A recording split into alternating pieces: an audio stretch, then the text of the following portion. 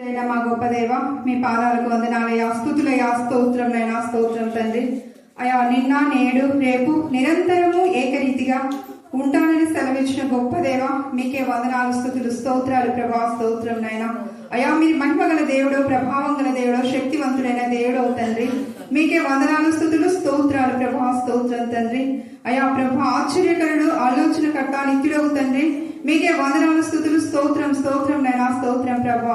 2025వ సంవత్సరం అంతయు ప్రభా అయా మీరు లోకంలో శ్రమ కలుగునన్న వాక్యానుసారంగా అయా శ్రమ సాతాను కలుగజేసే ప్రతి శ్రమ నుంచినైనా, బాధ నుంచి, ఇబ్బందుల నుంచి, ఇరుకుల నుంచి, రోగముల నుంచి ప్రభా, అన్ని సమస్యల నుంచి నా దేవా విడిపించి అయ్యా నా తండ్రి మమ్మల్ని కరుణాపీఠంలో నిలబెట్టిన విధానాన్ని బట్టి కూడా మీకు వందనాలు, స్తుతులు, స్తోత్రాలు ప్రభా, స్తోత్రం దేవా.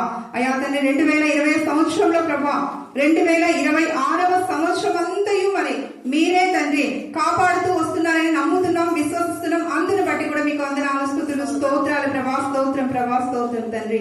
అయా నీ విశ్వాసమే నిన్ను స్వస్థపరచునట్టుగా ప్రభా మా అత్త విషయంలో తండ్రి అయా సలోమక్క గారు ప్రభా ప్రార్థించినట్టు కరుణాపీఠ మినిస్ట్రీస్ లో ప్రతి ఒక్క బిడ్డ ప్రార్థించిన విధానాన్ని బట్టి కూడా మీకే వందనాలు, స్తుతులు, స్తోత్రాలు ప్రభా. అయా తండ్రి మా అత్తను తండ్రి అయా సజీవ సంఖ్యలో ఉంచిన విధానాన్ని బట్టి కూడా మీకు వందనాలు, స్తుతులు, స్తోత్రం, స్తోత్రం, స్తోత్రం, స్తోత్రం ప్రభా. అయా తండ్రి మీకే కోట్ల కొలది, వేల కొలది తండ్రి అయా మీకే వందనాలు, స్తుతులు, కృతజ్ఞతాస్తుతులు, స్తోత్రం చెల్లించుకుంటున్నాం ప్రభా. మీకే స్తోత్రం దేవా.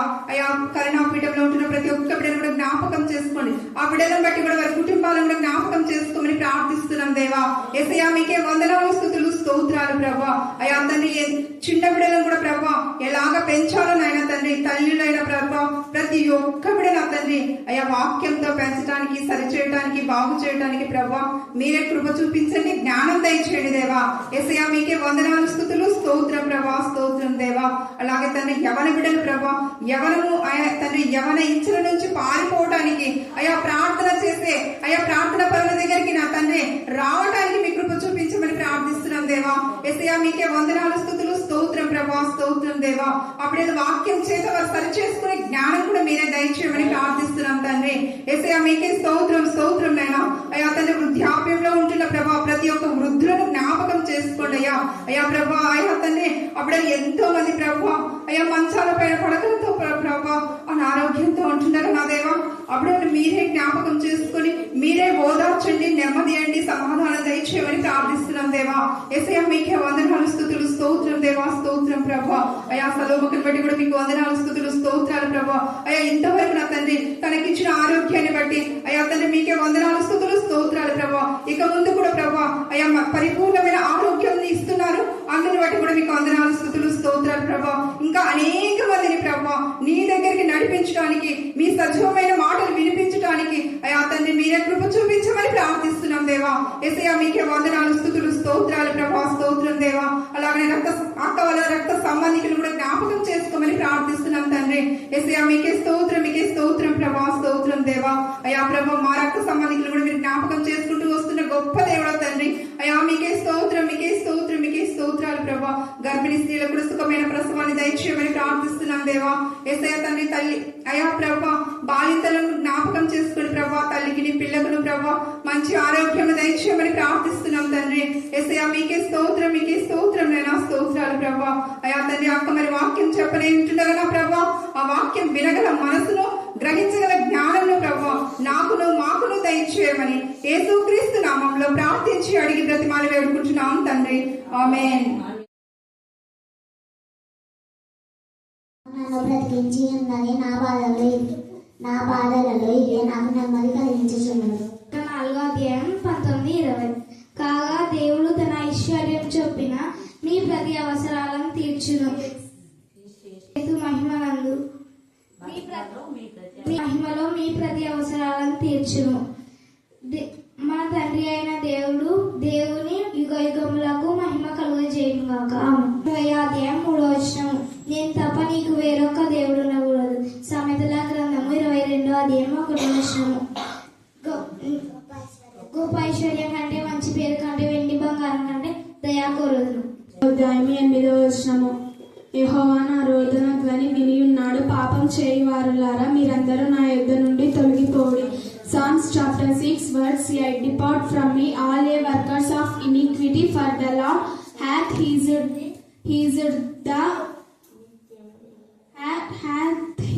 the work of my weeping. संहित चेत अध्याय 8 वचन। हे सब अनर्थकारियों, मेरे पास से दूर हो, क्योंकि यहोवा ने मेरे रोना शब्द सुन लिए। 48వ అధ్యాయము 14వ వచనం చదువుతున్నాం. అది యెహోవాకు ప్రతిష్ఠితమైన భూమి గనుక దానిలో ఏమాత్రపు భాగమైనను వారు అమ్మకూడదు, బదులుగా ఇయ్యకూడదు. ఈ భూమి యొక్క ప్రథమ ఫలములను ఇతరులను అనుభవింపనీయకూడదు. దేవుడి లేఖనము దీవించి ఆశీర్వదించుగాక. ఆమేన్. అతని back pain, stomach pain, ulcer, kidney ప్రాబ్లంతో నా ప్రభ అతన్ని మరి అలాగనే నా ప్రభ మైగ్రేన్, హెడేక్తో ఎంతమంది ఏ విధానంలో చేయబడి మానసిక క్షుద్ర శక్తులతో సఫర్ అవుతున్న ప్రతి బిడ్డను మీరు కాపాడమని ప్రార్థిస్తున్నాను. కానీ నేనైతే కన్న బిడ్డలో అనేక మందిని మరమంచి చెవులోకి నడిపించేందుకు ఎంత సృష్టించడం కూడా తక్కువే. దేవా, అక్క ఆ వయసులో కూడా నా తల్లి దేవా ఆమెను ఎంతగా మీరు అద్భుత కార్యం చేసినారు. తండ్రి స్తోత్రం.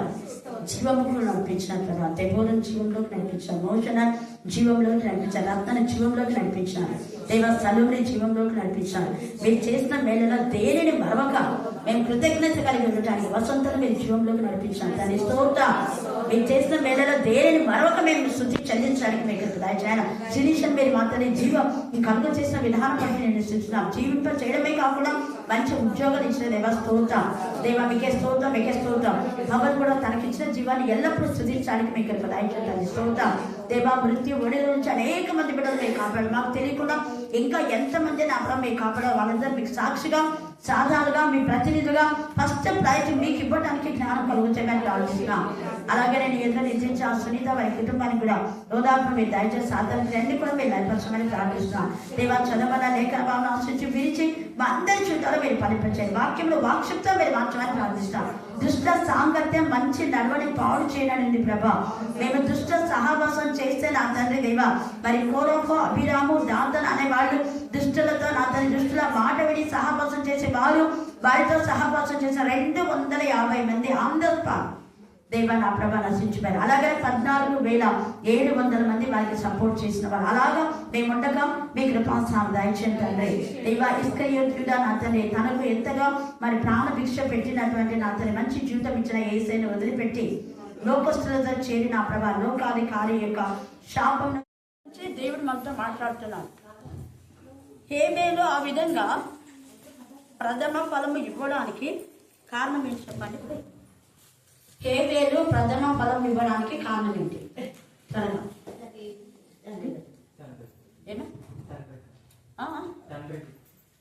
తండ్రి.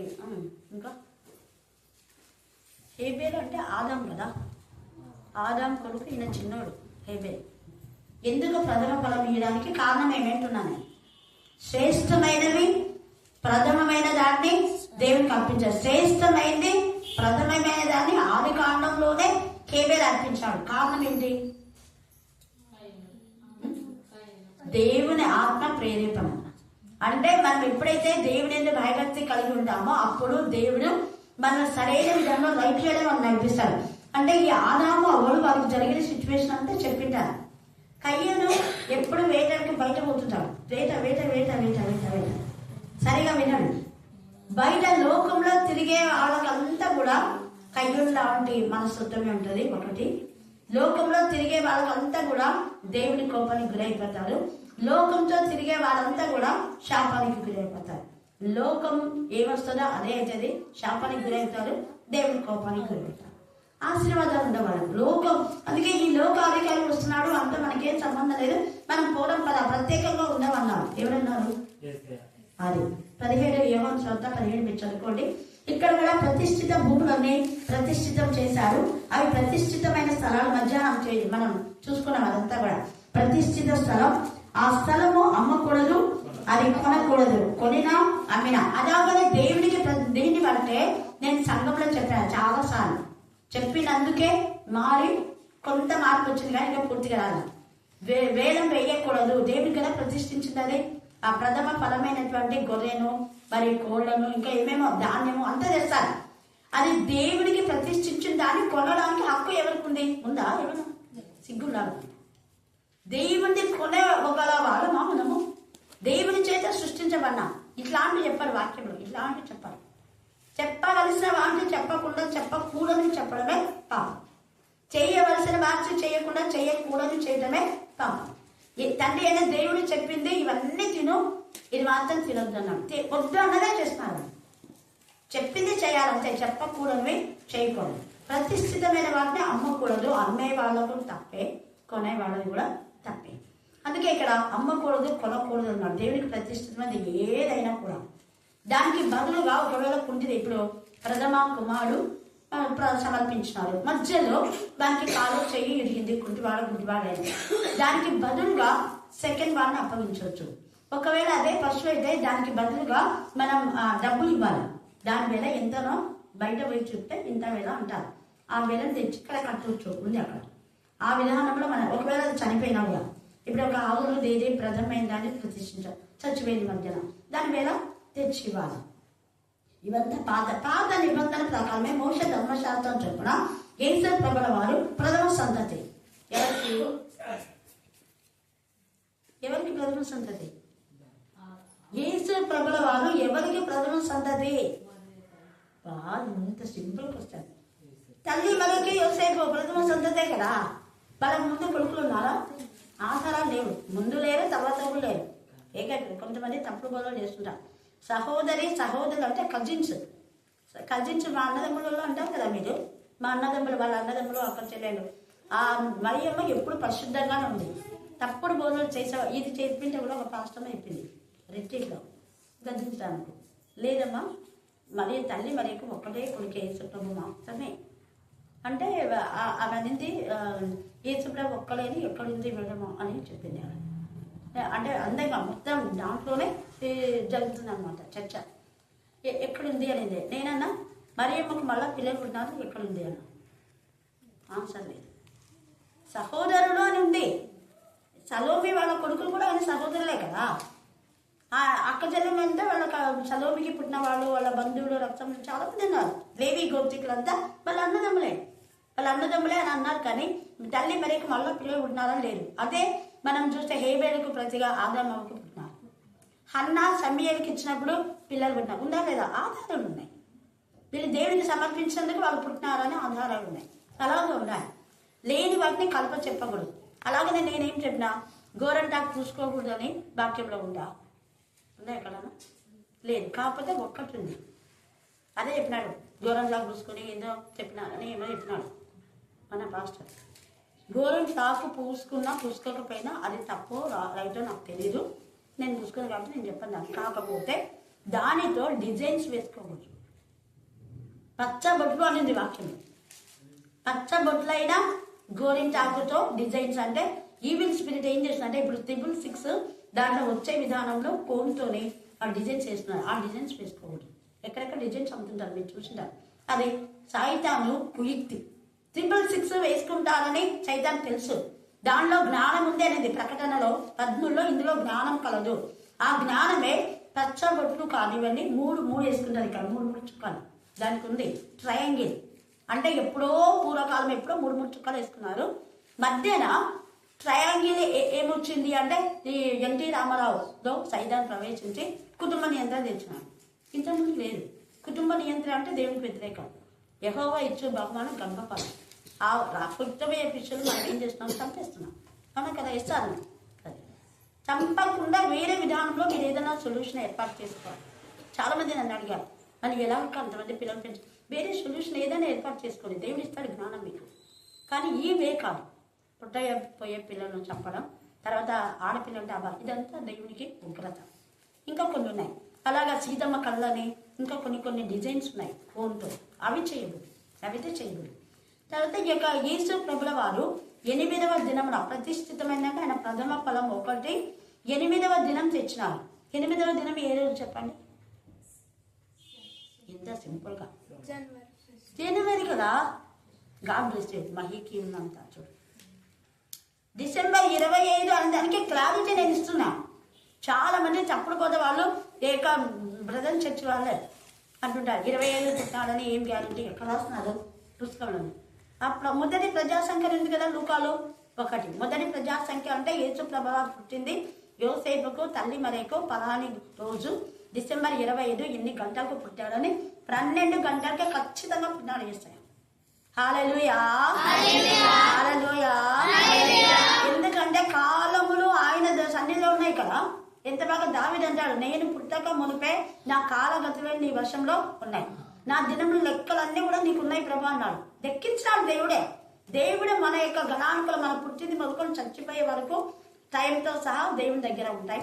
అలాగనే మనం ఇతరులు కూడా తెలుసుకోవచ్చు. ఇప్పుడు వచ్చింది, అప్పటి నుంచి అక్కడ లెక్కించినారు కాబట్టి మధ్యలో అందరు తెలుసుకొని పుట్టిన ప్రతి బిడ్డకు జనన క్రమం రాగాలి అని డేట్ ఆఫ్ బర్త్ వచ్చింది. మన దాంట్లో ఉంటే హైందవుల దాంట్లో లేదు. హల్లెలూయా. ఇది ఒక ప్రూఫ్. నిజమైన క్రైస్తవులు క్రీస్తును రక్షకునిగా స్వీకరించాలనడానికి ఇది ఒకటి మంచి ప్రూఫ్. యేసు ప్రభు యొక్క జననానికి ప్రూఫ్ అది. రెండవ ప్రూఫ్ ఏంటంటే 8వ దినంలో ఆయన తీసుకొచ్చినారు. 8వ దినం అంటే అక్కడి నుంచి క్యాలెండర్ మొదలైంది. 25 నుంచి క్యాలెండర్ మొదలు కాదు, అప్పటికంతా ప్రాసెస్ జరుగుతూ ఉంది. అవన్నీ గణాంక లెక్కలు తీసుకొని ఆ యొక్క ఫారిన్ వాళ్ళంతా విదేశీయులు దేవుని భయభక్తి వాళ్ళు యెరూషలేములో వాళ్ళంతా కూడా వాళ్ళ పేర్లు చాలా ఉన్నాయి. ఇప్పుడు అంత స్టోరీ మనకు అవసరం లేదు. ఎందుకంటే మీకు కొంత చదివిన వాళ్ళు కొంత చదవని వాళ్ళు, చదువుకున్న వాళ్ళకి తెలుస్తుంది ఎవరెవరు క్యాలెండర్ చేశారు అనేది. ఆ క్యాలెండర్ అది జనవరి మొదటి అంటే యేసయ్య 8వ తేదీ ప్రతిష్ఠితమైనారు కాబట్టి అదే మొదటి దినం. 25 నుంచి జనవరి 1వ రోజు వరకు 8వ దినం. 8వ రోజు జనవరి రోజు న్యూ ఇయర్ లో మనం ఏం మెసేజ్ ఇవ్వాలంటే శుద్ధీకరణ గురించి ఇవ్వాలి. ఏమి ఇవ్వాలి చెప్పండి? మరి చెప్పాలి. ఇక్కడ రాసే చూడండి, లూకా 2వ అధ్యాయంలో తేజగా మాట ఉంది. 2వ అధ్యాయం 21 నుంచి 26 దాకా చదవండి. ఆ శిశువునకు సున్నతి చేయవలసిన దినం 8వ దినం. అప్పుడు కూడా మీ యొక్క అబ్రహాం కావాలని మీరంతా కూడా 8వ దినమే సున్నతి చేసేవారు. సున్నతి చేయవలసిన దినము 8వ దినం. ఆ రోజు వచ్చింది కాబట్టి గర్భమందు ఆయన పడక మునుపు దేవదూత చేత పెట్టబడిన యేసు అని పేరు వారు ఆయనకు పెట్టిరి. మోషే ధర్మశాస్త్రం చొప్పున వారు తమ్మును శుద్ధి చేసుకొని దినములు వారు తమ్ములు అంటే ఇక్కడ ఇంకా చాలా ఉంది. అసలు ఇది న్యూ ఇయర్ చెప్పాలంటే చాలా మెసేజ్ అది. ఫస్ట్ న్యూ ఇయర్ మెసేజ్ చెప్పినప్పుడు నేను ఇదే చెప్పిన జనవరి సుదర్శనం పాస్టర్గా ఉంది కూడా. అప్పుడు ఎంత సంతోషపడినాడో సుదర్శనం కూడా. ఇక్కడ ఏమన్నాడు అంటే సున్నతి చేయవలసిన ముందే అన్నాడు. 8వ రోజునే సున్నతి చేస్తారు అనేది మనకు క్లారిటీగా ఉంది. ప్రతి చోట ఒక సున్నతి అని రాశారు, కానీ ఎప్పుడు సున్నతి చేసేది అనేది లేదు. కానీ ఇక్కడ మోషే ధర్మశాస్త్రం చెప్పిన 8వ దినం. 8వ దినంన ధర్మశాస్త్ర ప్రకారము స్త్రీలు బయటికి రాకూడదు కదా. 40 రోజుల తర్వాత రావాలి, అది కూడా ఉంది వాక్యంలో. ఇప్పుడు అంతే టైం లేదని చెప్తున్నా కదా. మరి 8వ రోజే తల్లి మరియ వచ్చింది. తల్లి మరియకు 8వ రోజుకే శుద్ధీకరణ జరిగింది. ఇది సత్యం. స్త్రీకి ఉండవలసిన ధర్మం మామూలుగా డెలివరీ అయిన లేడీస్కు చాలా రోజు వాళ్ళ బ్లడ్ ఇష్యూ ఉంటుంది, కానీ ఆమె ఆ రోజు పవిత్రపరచబడింది. ఎందుకు? ఆమె పరిశుద్ధుడైన దేవుని కుమారుని ప్రసవించింది కాబట్టి. హల్లెలూయా, హల్లెలూయా. అందుకని శుద్ధి చేసుకోవలసినటువంటి దినాలు అక్కడి నుంచి వాడి 8వ దినం వచ్చింది. ఆ 8వ రోజు ప్రతిష్ఠితమైన దినం. తర్వాత సంవత్సరంలో మొదటి దినం. అది మన లేఖనాల్లో ఉంది. లేఖనాల్లో మీకు ఛాన్సల్ చెప్పిన నెల మొదటి దినంన మనం ఆయనకు పండుగ ఆచరించాలి అని. దాన్నే ఏమంటారంటే పులియని రొట్టెల పండుగ, పరిశుద్ధమైన పండుగ. 14వ తేదీ మొదటి నెల 14వ తేదీ ఉంది. దాన్ని హిందూస్ సంక్రాంతి అని వాళ్ళు చేస్తారు. జనవరి ఇక్కడ నుంచి తీసుకునేవి అవన్నీ 7 రోజులు చేస్తారు. పులియని రొట్టెల పండుగ మనకి 7 రోజులు చేయాలి. పులియని రొట్టెలు అంటే సద్ద రొట్టె కానీ, జొన్న రొట్టె కానీ, చపాతి కానీ, దోశలు చేయకూడదు. పులిసినవి దోశలు, పొంగని వాటితో ఇవి, పొంగిన వాటితో మళ్ళీ అది ఉంది, అది కూడా ఉంది. పొంగిన వాటితో కూడా చేసేది కూడా ఉంది. ఆ పొంగిన వాటితోనే కేక్ చేస్తారు. ఆ కేక్ అనేది పొంగుతుంది. అలాగే మనం ఆత్మీయంగా అభివృద్ధి చెందాలా అనే దానికి సూచన అది. ఇదేమో మన పాపంలో పొంగకూడదు అనే దానికి ఇది సూచన. ఈ పులియని రొట్టెలు ఏంటంటే పాపం అనేది మనలో ఉండకూడదు. ద్రాక్ష రసం పులిసింది, ఆ రోజు అది తాగకూడదు. ఇంకా చాలా చాలా ఉన్నాయి. కాబట్టి ఈ జనవరి రోజున మనం ఏం చేయాలంటే శుద్ధి చేసుకోవాలి. ఆత్మకు, మనసుకు, శరీరం తగిన కల్మషుల్ని శుద్ధి చేసుకోవాలి. తర్వాత ఈ యొక్క రోజు తమ్ముడు తాము తగ్గించుకొని, వాక్యమేమి చెప్పి తగ్గించుకోండి. మరి ఎవరు తగ్గించుకున్నారు? తగ్గించుకోవాలి. నేను అందరు వాక్యం చెప్పాలి. ఒక్క వారమే పాస్టర్లో చెప్తే నేను వస్తాను, లేకపోతే నేను రాను. ఇప్పుడు నేను వస్తే ఆమె 2, నేను 1, ఇంకా 1 నా ఇంతమంది సంఘానికి వద్దు, బాగా చెప్పాను. నేను ఇక్కడ హాయిగా చెప్పుకుంటున్నాను. ఆ ఒక్క వారం కూడా నాకు వద్దు. నా స్వాస్థ్యం నేను తీసుకోని చెప్పేసేసాను. హల్లెలూయా. తగ్గించుకోనమని ఊరికే చెప్పడం కాదు. మరి తగ్గించుకున్నావా? లేదు, తగ్గి. అందుకనే ఈ సమయంలో మనం ఏం చెప్తామో అది చేయాలి, చేసేది చెప్పాలి. ఇక్కడ యేసయ్య దేవుని కుమారుడు కాబట్టి వాళ్ళు శుద్ధీకరణ ప్రకారం అక్కడికి వచ్చారు. వాళ్ళు శుద్ధి చేసుకొని మళ్ళీ కూడా శుద్ధి చేయమని యేసయ్య చెప్తున్నాడు. తన చిన్న వయసులోనే శుద్ధి చేసుకున్నాడు. అలాగనే ఇక్కడ సిమియోను ప్రవక్త కూడా శుద్ధీకరణ గురించి చేయడానికి ఆయన ఉన్నాడు. ఆయన ఎన్ని ప్రవచనాలు చెప్తారు చదవండి. 21 తర్వాత 22.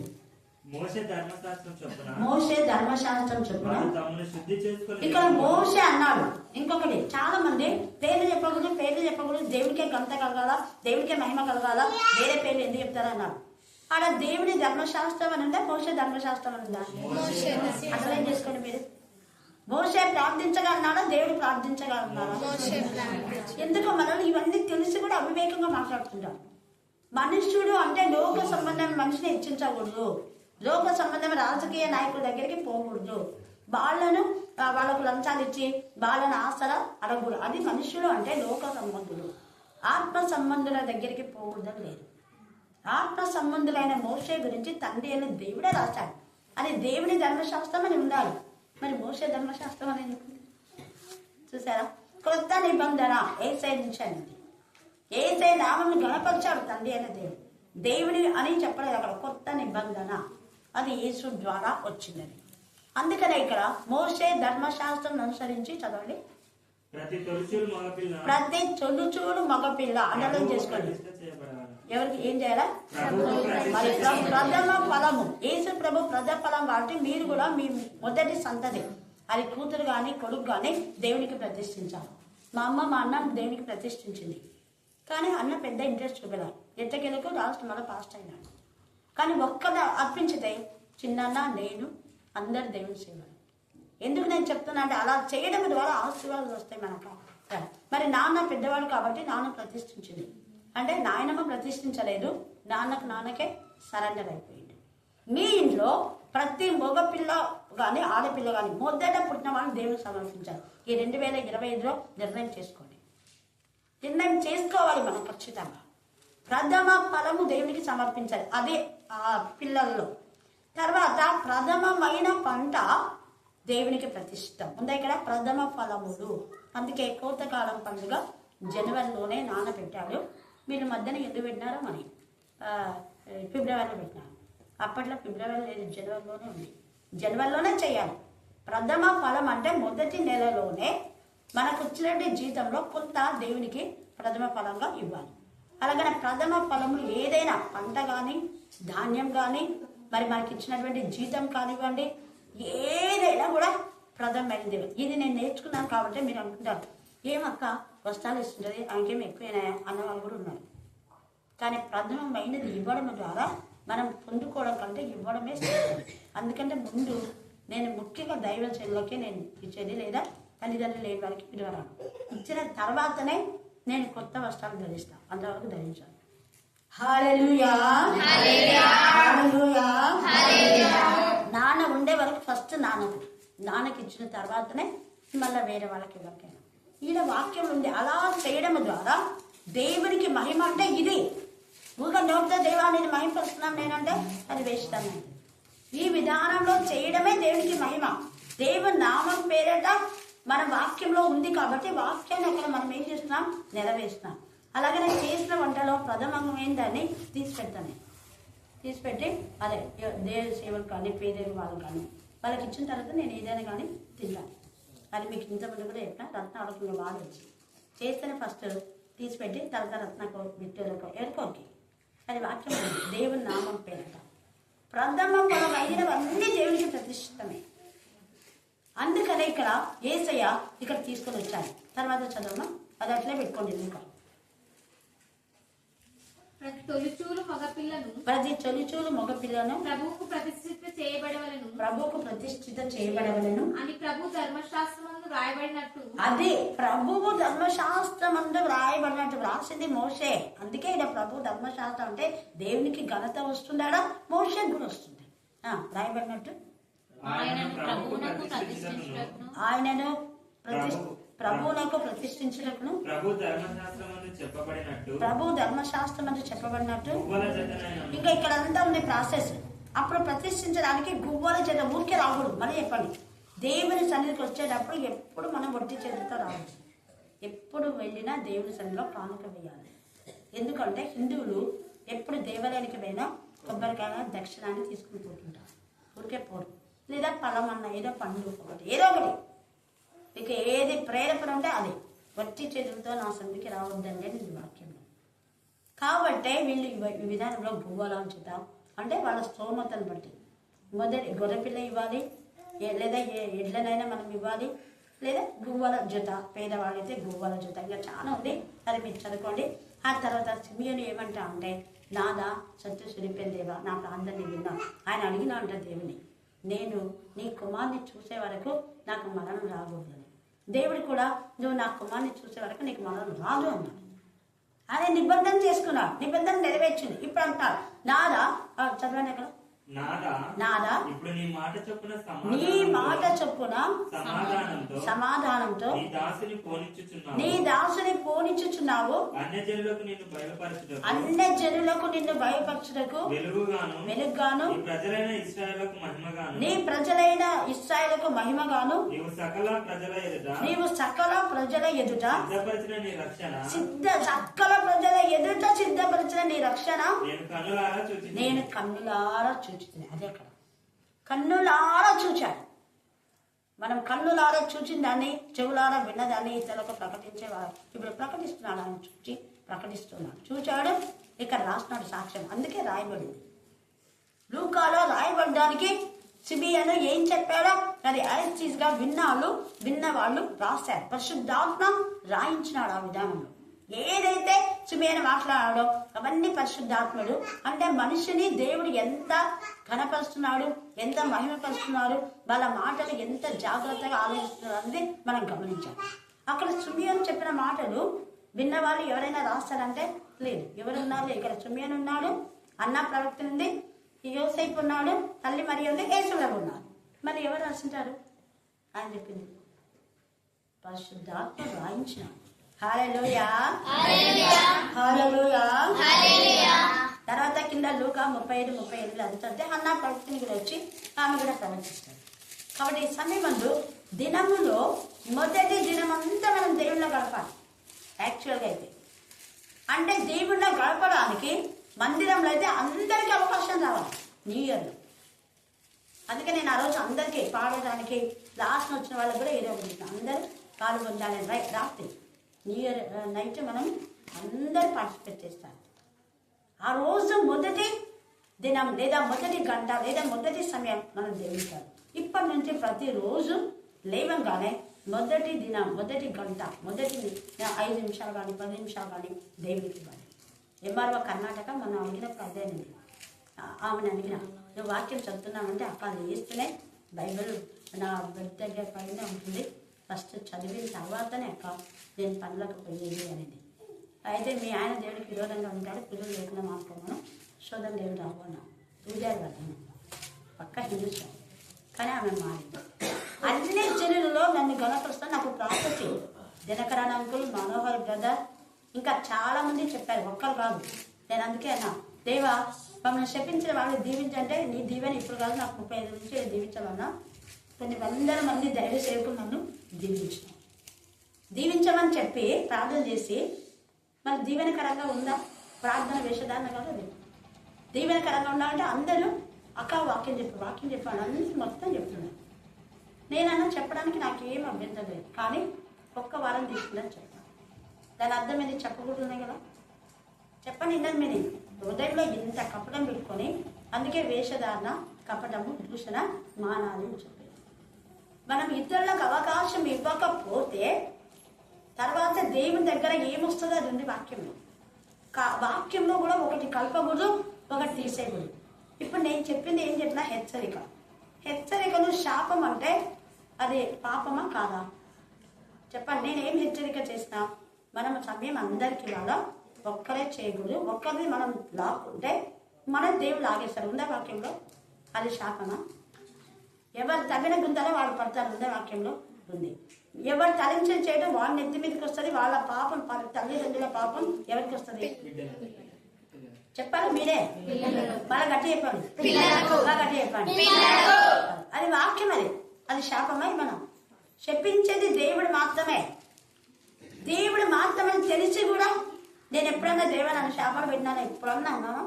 ఎప్పుడన్నా ఇన్నేం లేదు దాని నోటి నుంచి వచ్చినామాట ఇంతవరకు రాకపోదు కూడా. ఎందుకంటే దేవుని ద్వారా వస్తాయి. నేను తప్పు చేస్తే చెప్పించేది నన్ను, కానీ దేవుడు నన్ను ఇంకా ఆశీర్వదిస్తున్నా అంటే దేవునికి ఇష్టంగా ఉన్నాను కాబట్టి మీరు కూడా ఇష్టంగా ఉండండి, వాక్యానుసారంగా ఉండండి, బ్లెస్సింగ్స్ పొందుకోండి అంటాను నేను. అంతే నేను చెప్పేది. మీరు ఎప్పుడు దేవుని ఆరాధించండి, మొదట ఆయన రాజ్యం, ఆయన నీతిని వెతకండి, అది ఆశీర్వాదం. అంతే. తప్పు చేసిన వాడిని ఖండించాలి, బుద్ధి చెప్పాలి, హెచ్చరించాలని చెప్తారు, కానీ చెయ్యాలి. మనం అలా ఉంది. ఈ 2026లో చెప్పేది చేస్తాము, చేస్తేదే చెప్తాము. అందుకనే ప్రథమ ఫలం మొదట ఫస్ట్ ప్రయారిటీ దేవునికి ఇస్తాం. నువ్వు పిండి పిసికే ఆ యొక్క చట్టీలో కూడా పిండి అంటే మీరు మిషన్ పట్టించుకొస్తారు కదా, అంత ఎంతో కొంత తీసి పక్కన వాళ్ళకో పేద వాళ్ళకో లేదా మొదటి రొట్టె ఎవరికన్నా ఇవ్వండి, అది ఆశీర్వాదం. మొదట కొంచెమే తీసుకోండి, ఎక్కువ. ఎందుకంటే మీరు ఇంట్లో చేత కాకుండా అదే 2 పూటలు చేసుకునే వాళ్ళు కూడా ఉంటారు. నువ్వు ఇంత ఇచ్చావన్నా దేవుడు ఎప్పుడన్నావు. నువ్వు ఆ ఒక్క రొట్టెలో కొంచెం చిన్న ముక్క ఇచ్చినా కూడా దేవునికి ఆశీర్వాదమే. చిన్నది ఒకటి ఏదో ఒకటి కూరల్లో కానీ పచ్చళ్ళలో కానీ ఫస్ట్ చేసి ఎవరికైనా మనం ఇచ్చామంటే అది ఎంత ఆశీర్వాదం మీరు చూడండి. నేను అనుభవించిన కాబట్టి మీకు చెప్తున్నా. ఈ 2026లో మొదటిది మనం దేవునికి అర్పించి అనేక ఆశీర్వాదాలు మనం పొందుకున్నాం. ఇంకా దీన్ని చదువుకోవాలంటే చాలా చాలా ఉంది. మీరు తర్వాత 60 అధ్యాయంలో కూడా యెషయా 60లో కూడా ఇలాగ ప్రథమ పదం చేసిన వారికి చాలా నేర్చించింది. 60:12 చదవండి. యెషయా 60:12. నిన్ను సేవింపనొల్లని జనమైనను రాజ్యమైనను నేను ఇక్కడ భూములకు వచ్చినటువంటి అంటే జనవరిలో తీసుకున్నప్పుడు నాకు ఇచ్చిన వాగ్దానం. నిన్ను సేవింపని అంటే నీకు ఎవరైనా హెల్ప్ చేయకపోతే లేదా వాక్యానుసారంగా నువ్వు ఏదైనా చెప్పినప్పుడు వినకపోతే ఈ వాగ్దానం ఉంది. ఈ వాగ్దానం ఉంది కాబట్టి నమ్మాలి. అందుకని దేవా సేవ చేసే వాళ్ళు చెయ్యని అంటే నేను ఎప్పుడు ప్రార్థన చేస్తాను. నీకు దూరంగా ఎవరు ఉండకూడదు ప్రభావ సహవాసానికి పదే చెప్పేది నేను అదే. ఇంకా అక్కడ చాలా ఇంకా చదువు అట్టి జనులు నిర్మూలన చేయబడును. చూడండి ఎంత బాధ అనిపిస్తుంది నాకు. తర్వాత నా పరిశుద్ధ ఆలయపు అలంకారం నిమిత్తం నా పరిశుద్ధ అలంకారం నిమిత్తం ఏం కావాలంట? లెబానోను దేవదారం రాను, కానీ మన అంతా చేసినారు అలంకారం. ఇప్పుడు ఇందాక పౌరులు దానం చేసినారు, అది దాదాపు 2 లక్షలు ఉంటుంది. బైబిల్ పంచినారా? ఎంతమంది అన్ని చేస్తున్నారు? అన్యులు ఎంతమందికి బైబిల్ ఇవ్వచ్చు? కానీ ఇంతవరకు పవన్కి వాళ్ళ బైబిల్ బ్యాకింగ్ ఇచ్చినప్పుడే నేను ఇచ్చిన వాళ్ళు ఇవ్వచ్చు కదా. సంఘం ఒక కుటుంబం అంతా బ్యాకింగ్ ఎవరు ఇంతవరకు తీసుకోవాలి. నాన్న ఉన్నప్పుడు తిమ్మారెడ్డి తీసుకున్నాడు. ఆ తర్వాత ఇంకా ఏ అన్యుడు మారినట్టు ఉన్నాయా? మీలో ఎవరికైనా గుర్తుందా? లేదు. మరి ఇప్పుడు మారినాడంటే వాళ్ళ గురించి ఎంత సంతోషపడాలి, ఎంత స్తుతించాలి. నేనైతే ఏ రోజు మర్చిపోయినాను. దేవుడు చేసిన మేము దేని అలాగ స్తుతించడం ద్వారా నూతన ఆత్మలు వస్తున్నాయి. కందుకూరులో 15 మంది వాళ్ళకు వాగ్దానం ఇచ్చి కొన్ని మాత్రం మీకు ఫొటోస్ పెట్టాను, అన్నీ ఎందుకు లేదు. వాగ్దానం ఇచ్చి 15 వాగ్దానాలు వాళ్ళకందరూ ఒక్కొక్కరికి. వెంకటేశ్వర్లు ఆయన కొడుకు గురించి ప్రేమ చేయండి, కొడుకు పొడవు సమాధానం. ఎంత నమ్మకం చూడండి. అంటే దేవుడు నాకు ఇచ్చిన వాగ్దానం నెరవేరుస్తున్నాడు. ఇంకా ఎక్కువ ఇలా చేయడం ద్వారా ఇంకా అనేక మంది ప్రతి సంవత్సరం 2025 వరకు మరి అక్కమ్మక్క ఇంకా కొంతమంది నూతనంగా లక్ష్మి అంటే ఇంకా ఏదో వచ్చినారు. కానీ 26లో దేవుడు మళ్ళా 15 మంది.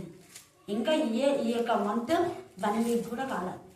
వాళ్ళు అనుకున్నారంట డిసెంబర్ 28 నుంచి అనుకున్నారంట మేడం వచ్చిందే బాగుందా, బ్లెస్ చేసిందే బాగుందా, మేడం వస్తే బాగుంటే మనకు 2వ తేదీ విన్నాను. ఎంత సంతోషపడినారు. హల్లెలూయా. నన్ను రావట్లేదు లేదు, నాకు నైట్ ప్రేయర్ ఉందామంటే కూడా రానివ్వాలి. బాబు వచ్చింది కృష్ణవేణి. నేను వాళ్ళంతా ఇక్కడ ఊరికే సింపుల్గా అందరికి కలిసి ఇద్దరికో ముగ్గురికో ప్రత్యేకంగా ప్లాన్ చేసిన అంతే. నా అందరికి యూనివర్సల్ చేసి వాగ్దానం ఇచ్చి వచ్చేసిన. కాబట్టి మీరు కూడా ఏం చెప్తున్నా అంటే వాగ్దానాన్ని ఎత్తిపెట్టాను. ఏ వాగ్దానం ఇస్తుందేవో ఈ వాగ్దానం ఇచ్చినా కదా ఈ వాగ్దానం నెరవేర్చు. అప్పుడు ఆ వాగ్దానం ఆ నెల లోపలనే దేవుడు నెరవేరుస్తాడు. ఒకసారి సంవత్సరం, ఒకసారి నెక్స్ట్ ఇయర్ కూడా కావచ్చు. కానీ వాగ్దానాలు ఎప్పుడు కూడా మనం విస్మరించకూడదు. ఇక్కడ సిమియోను ప్రవక్తకు దేవుడు మాట ఇచ్చినాడు, మాటను నెరవేర్చుకున్నాడు. అదే వాగ్దానం అంటే. యేసు ప్రభు వారికి ఆ తండ్రి అయిన దేవుడు ఇచ్చిన మాటను వాళ్ళు ఆ ప్రకారమే యేసు ప్రభు అని పెట్టారు. అలాగనే యేసయ్య లోకానికి రక్షకుగా ఉన్నాడు. దేవుడు ఈ వాక్య భాగం దీవించి ఆశీర్వదించుగాక. ఆమేన్, ఆమేన్, ఆమేన్. చివరి ప్రార్థన. దేశమంతని దీవించండి, ఆశీర్వదించండి, బలపరచండి తండ్రి. నాయన నా ప్రభు గ్రామం అంతని కూడా దీవించి ఆశీర్వదించి బలపరచండి తండ్రి. నీకు వందనాలు, స్తుతులు, స్తోత్రములు నా తండ్రి. నా ప్రభు నాయన అక్క ఎక్కడ ప్రయాణం వెళ్ళి సేవ గెలిచినారా నా ప్రభు మా దాంట్లో ఉండి నేను ప్రయాణం అంతటి కూడా దీవించిన విధానం బట్టి వందనాలు, స్తుతులు, స్తోత్రములు ప్రభు. నా నాయనానికి వందనాలు, స్తుతులు, స్తోత్రములు చెల్లిస్తున్నాను తండ్రి ప్రభు. నా నాయన చిన్న మందగా కొడుకొని నా ప్రభు మాట్లాడే మహిమగల దేవానికి స్తోత్రములు నాయన, స్తోత్రములు చెల్లిస్తున్నాను తండ్రి. నా నాయన నా ప్రభు నీ రాకటకి సిద్ధపడి భాగ్యం కూడా దయచేయండి ప్రభు. నాయన ప్రతి బిడ్డకి ఏ సమస్యలని నువ్వు తీరుస్తావని నేను నమ్ముచున్నాను ప్రభు. వందనాలు, స్తుతులు, స్తోత్రములు చెల్లించి యేసు